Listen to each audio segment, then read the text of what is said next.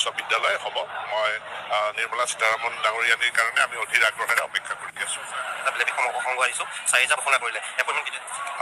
অহা কালিলৈ আমি 9 তাৰিখে আমাৰ যিখিনি LP আৰু UP টিচাৰ 5500 তেওঁলোকৰ নিযুক্তি পত্ৰসমূহ অহা কালিলৈ আমি বিতৰণ কৰিম আৰু আজি গধূলিৰ ভিতৰত যিখিনি ডিষ্ট্ৰিক্ট অপশ্যন দিছে আমাৰ graduate teacher post graduate teacher সেইখিনি চাই মেলি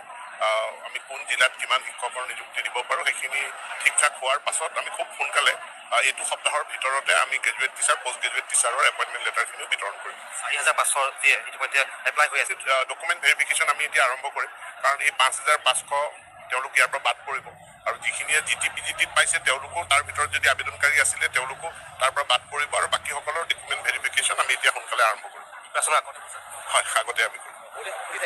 নাই কৰি থাকে আমি তাৰমানে 5500 লিষ্টখন ওলাই নোযোৱালৈকে আমি 4500 ডকুমেণ্ট ভেৰিফিকেশ্যন কৰি লাভ নাই কাৰণ কৰিলে অভাৰলেপিং হ'ব সেইকাৰণে আমি অহাকালিৰ দিনটোলৈকে ৰখি আছোঁ অহাকালিৰ পাছতে আমি সোনকালে আপোনালোকে শিক্ষামন্ত্ৰী মহোদয়ৰ বক্তব্য শুনিলে আজি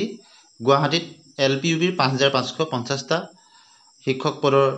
নিৰ্বাচিত প্ৰাৰ্থীসকলক তেওঁৰ নিযুক্তি পত্ৰ প্ৰদান কৰিব শিক্ষা বিভাগে সকলোলৈকে আমি শুভেচ্ছা জ্ঞাপন কৰিছোঁ এতিয়া আহিছোঁ দ্বিতীয়টি খবৰলৈ PM কিষাণৰ 21 নং কিস্তি ধন লাভ কৰিব নৱেম্বৰ মাহতে আৰু দেশৰ কোটি কোটি কৃষকে নৱেম্বৰ মাহতে লাভ কৰিব এই কিস্তি যিকোনো মুহূৰ্তত PM কিষাণৰ ধন লাভ কৰিব কৃষকসকলে গতিকে কৃষকসকলৰ কাৰণে আহিছে এটা অত্যন্ত ভাল খবৰ আজিয়েই কৰি লওক KYC আপডেট যিসকলে KYC আপডেট কৰা নাই তেওঁলোকে অতি সোনকালে KYC আপডেট কৰি ল'ব অৱশ্যে যিসকলে কৰি থৈছে তাৰ কোনো চিন্তা নাই KYC আপডেট নকৰিলে লাভ নকৰিব PM কিষাণৰ ধন যিসকলে কৰা নাই কৰি ল'ব কৰি থোৱা সকলৰ কোনো অসুবিধা নহ'ব আৰু জালিয়াতিৰ নাম সন্নিবিষ্ট কৰা হাজাৰ হাজাৰ ভুৱা কৃষকৰ নাম কৰ্তন কৰা হৈছে আৰু হেল্পলাইন নাম্বাৰ মুকলি 155261 গতিকে এটা হেল্পলাইন নাম্বাৰো দিছে আৰু নতুন নিয়মেৰে এইবাৰ দেশৰ কৃষকৰ একাউণ্টত জমা হ'ব ধন গতিকে সুখবৰ এটা আহিলে অন্য এটা খবৰ লৈ আহিছোঁ আপোনালোকে দেখিছে যে আজি অৰ্থাৎ 9 নৱেম্বৰত যিসকল LP-UPৰ শিক্ষকৰ নিৰ্বাচিত প্ৰাৰ্থী তেওঁলোকক নিযুক্তিৰ কাৰণে কিখিনি নিব লাগিব তেওঁলোকে তাৰ কাৰণে এখন জাননী DWৰ ফালৰ পৰা প্ৰকাশ কৰিছে আপোনালোকে দেখিছে orientation and ceremonial distribution of appointment letter তাৰ কাৰণে DWৰ ফালৰ পৰা অফিচিয়েল নটিফিকেশ্যন প্ৰকাশ কৰা হৈছে LP-UPৰ যিটো 26/2023 এডভাৰটাইজ আছিলে তাৰ কাৰণে আৰু স্থানটো দিছে আপোনালোকে নিশ্চয় দেখিছে ভেটেনেৰী কলেজ প্লেগ্ৰাউণ্ড খানাপাৰা গুৱাহাটীত আৰু 9 তাৰিখ অৰ্থাৎ আজিৰ ডেটত হ'ব আৰু ৰিপৰ্টিং টাইম 1:30 PM দিছে আৰু কেণ্ডিডেটসকলে তেওঁলোকৰ লগত এটা আইডেণ্টিটি কাৰ্ড লৈ যাব লাগিব তেওঁলোকৰ ফটো আইডেণ্টিটি কাৰ্ড এটা লগত লৈ যাব লাগিব অৱশ্যে সকলোৱে লৈ যায় এইটো এতিয়া আহিছোঁ অন্য এটা খবৰলৈ জিঅ' ইউজাৰসকলৰ কাৰণে এটা ভাল খবৰ দিছে জিঅ' 5G যিসকল ইউজাৰ তেওঁলোকৰ কাৰণে জেমিনি প্ৰ'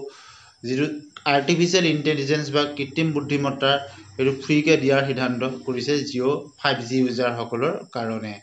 গতিকে অত্যন্ত এটা সুখবৰ জিঅ' গ্ৰাহকসকলৰ কাৰণে গতিকে কৃত্ৰিম বুদ্ধিমত্তাৰ দ্বাৰা আজিকালি বহুখিনি কাম কৰিব পাৰি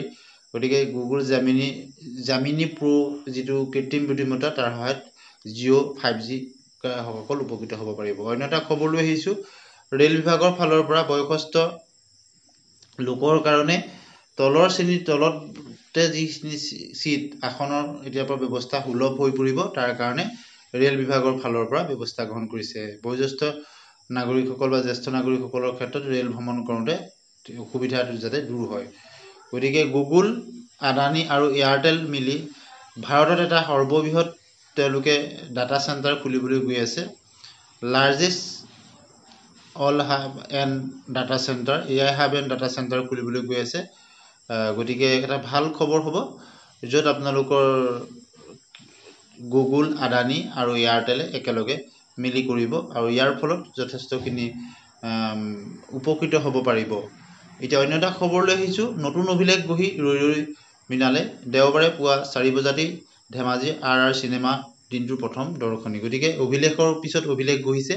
কিন্তু এটা দুখবৰো আছে যে পাইৰেচি কৰিছে বহুতে